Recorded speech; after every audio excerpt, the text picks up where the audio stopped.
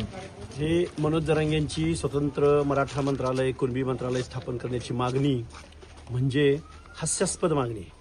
अरे महाराष्ट्र अस्तित्वात आला तेव्हापासून महाराष्ट्राच्या सातबाऱ्यावर तुमचं नाव तुम्ही कोरलं, अख्ख्या महाराष्ट्राच्या तुमची जहागिरी समजली. अरे एक दोन ओबीसीचा मंत्री आणि 2-4 SC STचे मंत्री, अल्पसंख्याकांचे मंत्री सोडलं तर अख्खं मंत्रिमंडळ तुम्हाला महाराष्ट्रानं कॉन्ट्रॅक्ट बेसिसवर दिलंय ना कायमचं. आणि तुम्हाला आत्ता काय स्वतंत्र मंत्रिमंडळ स्थापन करण्याची गरज वाटली? म्हणून मनोज जरांगेला ना अक्कल आहे, ना ज्ञान आहे, ना कुठल्या गोष्टीचं तारतम्य आहे. स्वतंत्र मराठा मंत्रिमंडळ, मग बाकीच्या जातींनी 450 जातींनी स्वतःच्या जातीची मंत्रिमंडळ स्थापन करा म्हणून मागणी करायची का? निव्वळ महाराष्ट्रामध्ये अस्वस्थता निर्माण करणं, मुख्यमंत्र्याला मुख्यमंत्री पदाच्या खुर्चीवरनं खाली खेचणं आणि कुणाचा तरी पॉलिटिकल स्कोअर सेट करणं, यासाठी मनोज जरांगेंचं हे उपोषण आहे.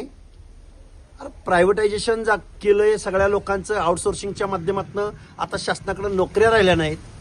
प्रसाद लाडाची ज्या काही कंपनी आहेत, मी मगाशी सांगितलंय, या सगळ्या कंपन्यांच्या माध्यमातून हजारो नोकऱ्या आज प्रायव्हेटायझेशनच्या माध्यमातून उद्ध्वस्त झालेल्या आहेत. कुठलं आरक्षण, कुठलं महिलांचं आरक्षण, कुठलं SC STचं आरक्षण, या सगळ्या गोष्टीवरती पोतेरा फिरवायचं काम यांनी केलंय.